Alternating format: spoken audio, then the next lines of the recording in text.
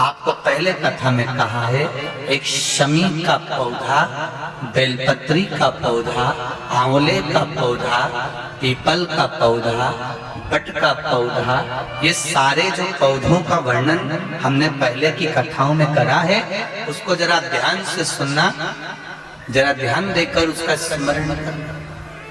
हमने पहले भी कहा इस चीज कि बेलपत्री के पेड़ के नीचे या शमी के पेड़ के नीचे साधारणता नहीं है।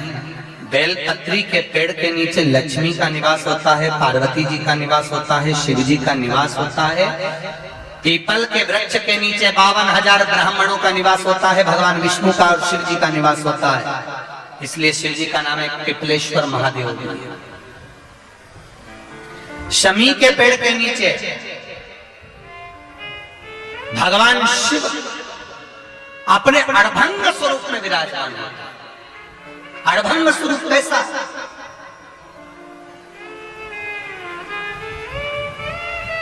हम क्यों कहते हैं कि आप लोगों को भी पहले कहा, शमी का जो पत्ता होता है, देखा है शमी का जो पत्ता होता है, हम पहले भी कथा में कहा है, जो व्यक्ति मदिरा में डूबा रहता है, नशे में डूबा रहता है, जो व्यक्ति बहुत ज्यादा मात्रा में ये तंबाकू, गुटखा या पाउच आदि खाता रहता है और उसका गुटखा पाउच छूटने को तैयार नहीं होता, वो बेचारा प्रयास करता है, ऐसा नहीं कि नहीं करता। आजकल के जमाने में तो कितनी बड़ी बड़ी बीमारी होने लगी, कैंसर जैसा रोग होने लगा, तो वो छोड़ना चाहता है, ऐसा नहीं कि नहीं छोड़ना चाहता। हर व्यक्ति चाहता है कि मैं व्यसन को छोड़ दूं, पर थोड़े दिन छूटता है, वापिस वो उस व्यसन में लग जाता है। तो हम पहले भी इस कथा को कहे, शमी के वृक्ष के नीचे शमी के मिट्टी का शिवलिंग बनाकर, शमी के वृक्ष के नीचे शमी की ही मिट्टी का शिवलिंग बनाकर उस पर जो बेलपत्र समर्पित करता है और शमी पत्र समर्पित करता है,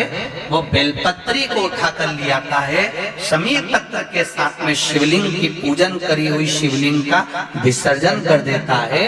उसी दिन उस बेलपत्र को, लाए हुए बेलपत्र को जो शमी पेड़ के नीचे पूजन कर कर बनाया गया है, उस बेलपत्र को जो नशा करने वाला व्यक्ति होता है, उसको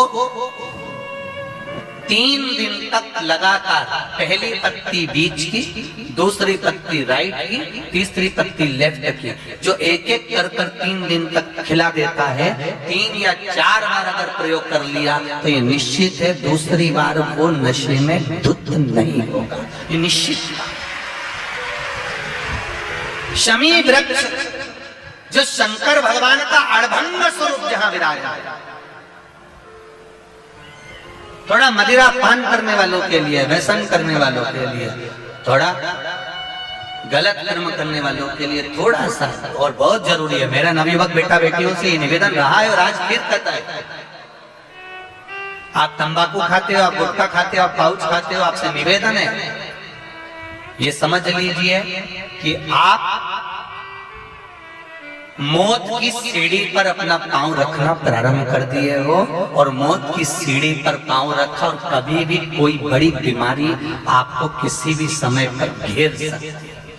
एक बात बहुत ध्यान से उतारना, मेरे बेटा बेटियों से निवेदन, नवयुवक बच्चों से निवेदन, युवान बेटा बेटियों से निवेदन है, हम सुपारी खाते हैं या कोई सामान खाते हैं, बार बार हमारा गाल कटता जाता है, फिर ठीक होता है, फिर कटता है, फिर ठीक होता है, फिर कटता है।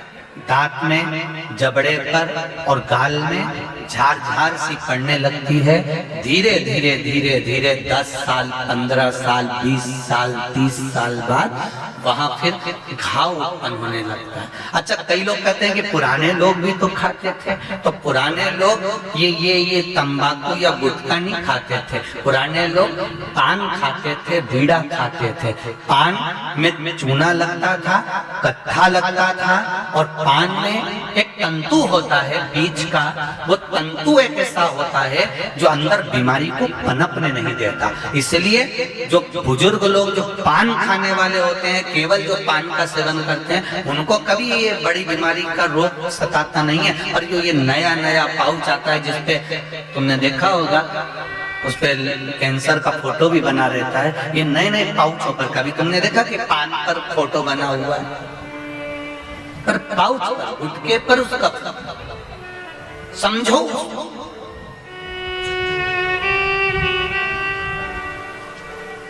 तो कौन से वृक्ष के नीचे पूजन करना है? जम के बोलिए जरा, जम के बोलो जरा।